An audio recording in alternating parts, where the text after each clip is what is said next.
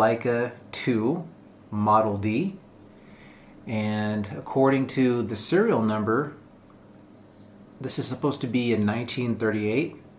It's a really fun camera to use. It's probably, dare I say, it's probably the most fun camera to use that I own, and I own about 10 cameras. And they're definitely more affordable than a Leica M camera. As a matter of fact, I wanted to do this video because I feel like there's very few videos on YouTube of people using these old Barnacks. And but they're fun and they're very affordable. They're definitely a challenge, but we'll get into that down the road. So we'll go ahead and look at some photos right now, and we'll see you in a bit.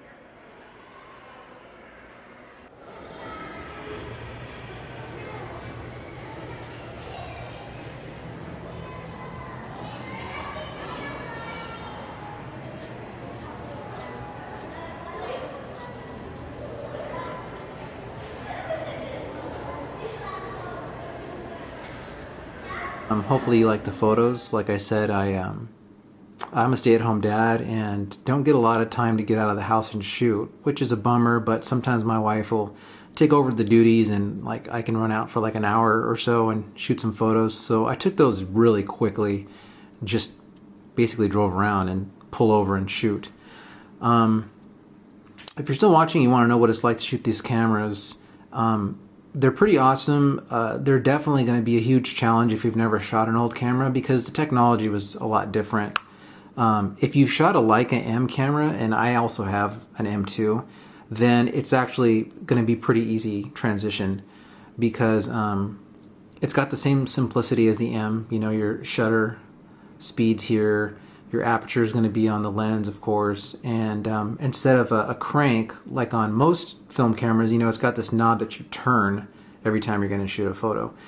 Earlier I mentioned that this camera, you know, like I said, it's challenging because unlike the M system, this predates it by, you know, a couple of decades, and you don't have a combined rangefinder, and I don't know my terminology, but viewfinder. Normally you look through a Leica M and you've got just one little piece of glass and you can see everything that's going on, but here you have to focus with this, and then this is your actual, you know, field of view. I don't want to go over too many details that you've probably already seen like 10 times, but anyways, in general, if you want a challenge and you know, kind of want to, I guess, work hard for your photos, I don't know why that is, but I'm into it. It seems like other photographers are into it as well. This is definitely a camera that, in my opinion, you're going to want to do like Sunny 16, shoot like deep apertures, because focusing, it's very tough, especially like if you're on the street and just something to keep in mind. It's not that you can't do it, but I kind of shoot this at f/16 so that everything's in focus from around 5 meters on. One thing to note, the photos you saw were not taken with this lens because unfortunately I sold that lens. I shot the roll on a Leica Elmar 3.5, which is usually what came with this camera, but I sold it, which was really stupid. And now I have this Russian, I don't even know what it is. I think it's a Jupiter, maybe? I forgot. And so I'm testing it out.